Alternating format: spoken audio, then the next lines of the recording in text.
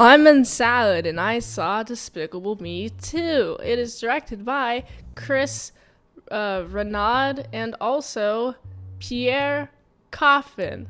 It's the same people who directed the first movie. I remember seeing this in theaters when it came out, and I was like, oh, this is cool, I guess. I was like, oh, I like the plot. It's very similar to Cars 2. I don't remember which one came out before each other, but it just reminded me of Cars 2. And I was like, oh, cool. Minions are back. Okay-ish. I wasn't really a big fan of the Minions when this movie first came out, just because it was like, okay, Minions, I see them in boomer memes everywhere. They are everywhere, and they're still everywhere. But, it's whatever, I guess. I love it when it comes to the beginning, because the beginning is, hey, the Gru is like, I got a family now. These children are my people, and I want to take care of them, so I'm going to give up the villain stuff. And he's like,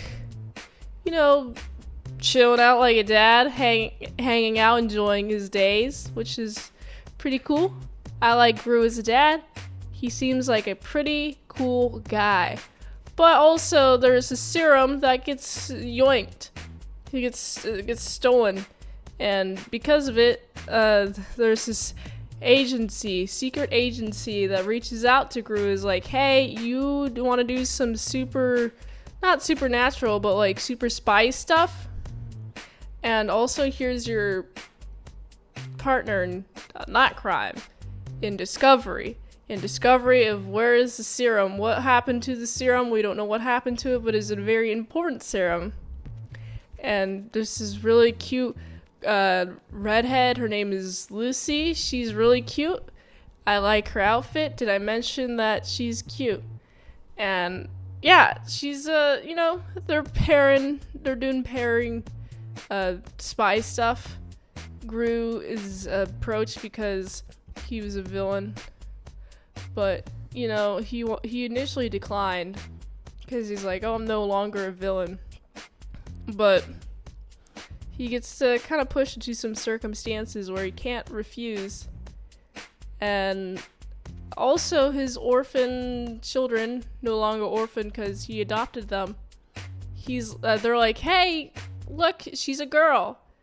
Make her the mom, please. And of course, Gru is like, nah, man. Nah. Strictly professional.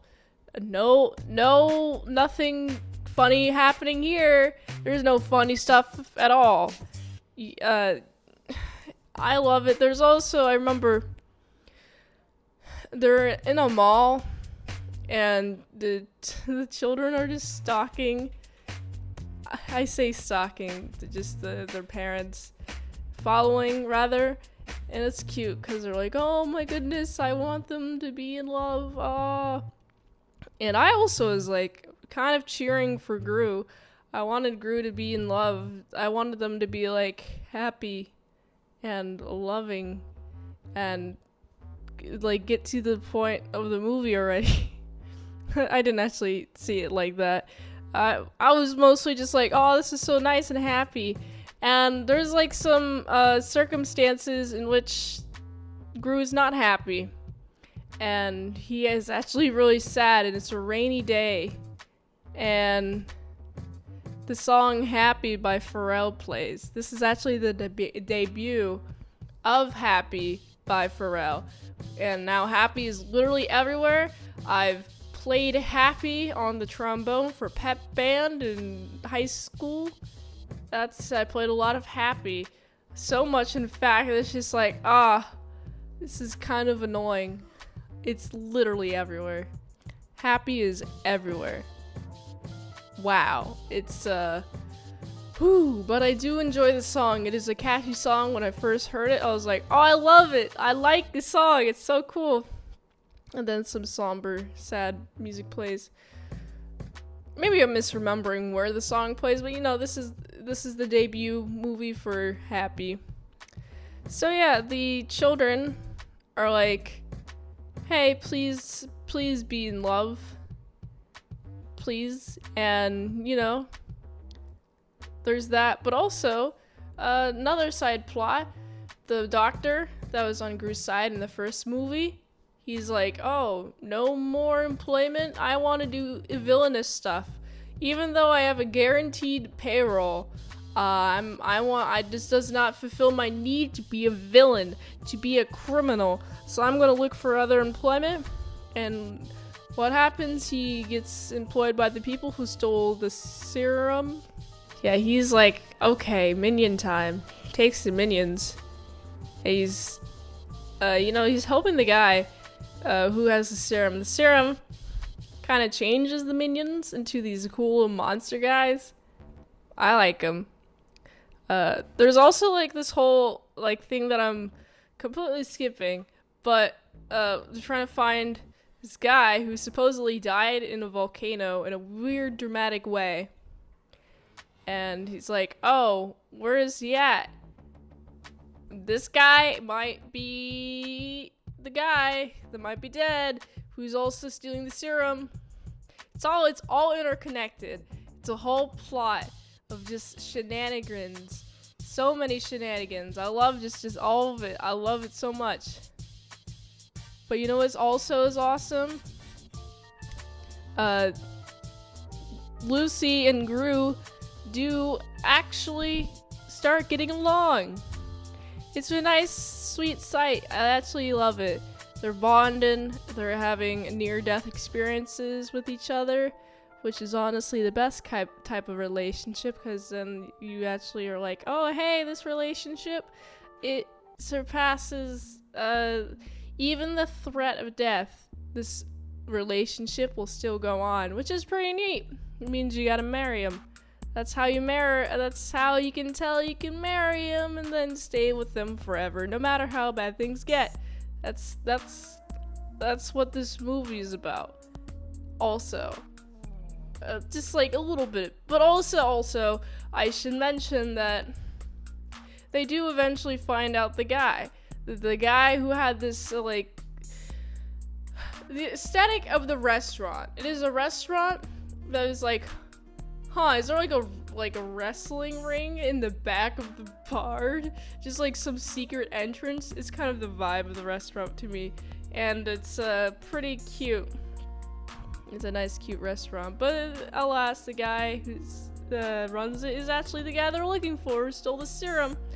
And they're trying to have a bunch of minions so they can do more criminal activities. And Gru's like, hey, that's not necessary. Even though we're villains, doesn't mean we need to just cause trouble for no reason. I mean, what type of life is that? That doesn't really seem very fulfilling. That just seems very chaotic. And the doctor's like, yeah, I'm very chaotic. Sue me. Very chaos. That's my very nature, is chaos. You stopped with the chaos, and so I had to go search for more chaos. This is what happens when you lose control, is that you don't have control anymore. You've lost it. You've lost the control.